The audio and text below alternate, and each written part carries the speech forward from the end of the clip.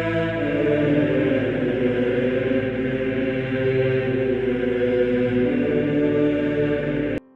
nome do Pai, do Filho e do Espírito Santo. Amém. Olá, meus queridos amigos, meus queridos irmãos, nos encontramos mais uma vez aqui no nosso Teós, Viva de Coriésio, Percor, Maria, nesse dia 11 de setembro de 2022. Nós estamos então aí no nosso 24º domingo do nosso tempo comum, aqui na nossa caminhada, né? Aí nesse tempo comum, que depois então vai se tornar também o tempo do Advento, mais para frente. Mas no comum da nossa vida, no comum do Evangelho, hoje o Evangelho de Lucas, no capítulo 15, versículo de 1 a 32. Um evangelho muito longo, um evangelho que conta sobre 3 parábolas e é aqui o Evangelho da Misericórdia.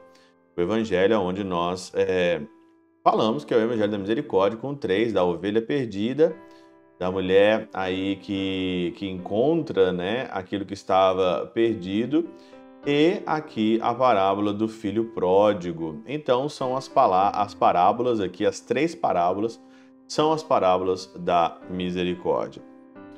Olhando a Catena Áurea, olhando e meditando um pouquinho, né, sobre o evangelho desse domingo, eu encontrei aqui um comentário de São João Crisóstomo que resume, né, esses 32 versículos de uma maneira assim esplendorosa, como que os santos padres têm uma outra visão, né? Então João Crisóstomo diz o seguinte: também se estabelece nas 3 parábolas sobreditas, né, certa distinção entre o caráter ou disposição interna dos diferentes pecadores penitentes. Num dos casos, o pai acolhe o filho arrependido depois de tê-lo deixado livre para que viesse a conhecer de fato os bens que havia deixado para trás. Por que o pai aqui deixou, né, o pai do filho pródigo deixou o filho pródigo livre? Olha aqui que legal. O pai escolhe o filho arrependido, acolhe o filho arrependido para deixá-lo livre para que viesse a conhecer de fato os bens, aqui, de fato os bens que ele tinha deixado para trás. Mas como que ele vai conhecer de fato os bens que ele deixou para trás? Só conhecendo bens inferiores. E aqui então, dá para você entender na nossa vida que nós estamos neste mundo para a gente conhecer os fatos inferiores, não por experiência, mas também por uma questão de inteligência, né? Não precisa experimentar coisas inferiores para você saber que nós somos destinados para algo melhor, para algo maior e para algo melhor. Então, o pai deixa aqui o filho para que o filho de fato conheça os bens que havia deixado para trás. Noutro, o pastor busca a ovelha perdida que não sabe como regressar, carregando-as no ombros. Nesse último, compara-se o animal irracional ao homem imprudente que, levado por outro, perde-se como uma ovelha desagarrada do rebanho. Não acontece também isso conosco? Nós, como uma ovelha levado pelo outro, levado por esse mundo, levado pelas opiniões alheias, levado pelo pecado mesmo, somos arrastados a um lugar onde a gente não quer. A parábola seguinte inicia por: um homem tinha 2 filhos.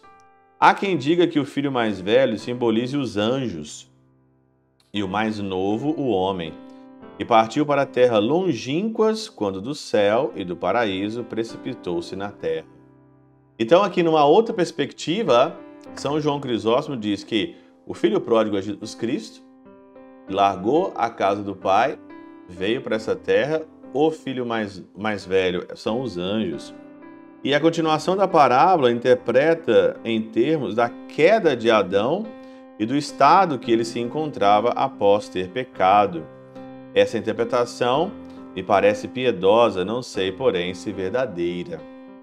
Com efeito, o mais jovem dos filhos vem à penitência espontaneamente levado pela recordação da abundância passada que conhecera na casa do próprio pai. Então, como é que ele se converteu ali na lavagem dos porcos? Ele olhou que na casa do pai há coisas melhores E tendo coisas melhores, ele lembra da recordação na sua memória. Olha pra você ver como que a faculdade da memória, ela é super importante na conversão.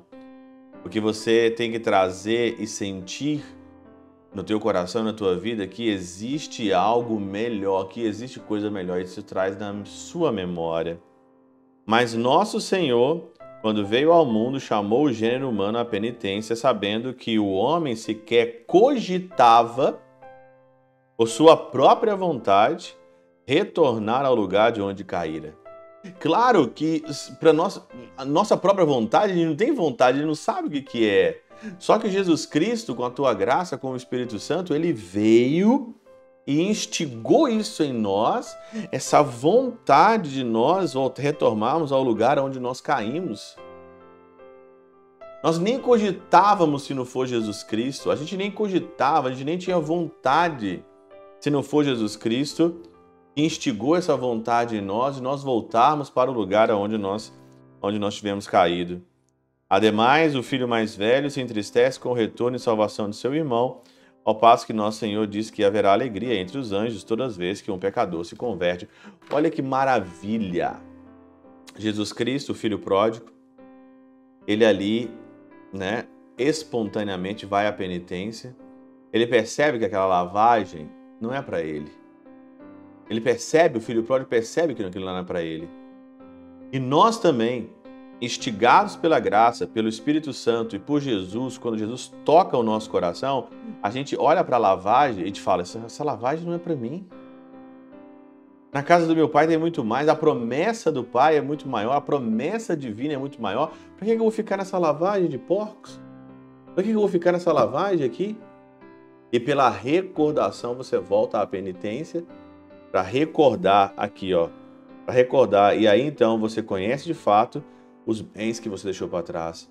Nós deixamos um paraíso para trás, nós deixamos um céu para trás. E esse céu e esse paraíso é bem melhor do que a lavagem dos porcos, que às vezes a gente se mete. Pela intercessão de São Chabel de Mangluf, São Padre Pio de Pietrelcina, Santa Teresinha do Menino Jesus e o Doce Coração de Maria, Deus Todo-Poderoso vos abençoe. Pai, Filho e Espírito Santo, Deus sobre vós e convosco permaneça para sempre. Amém.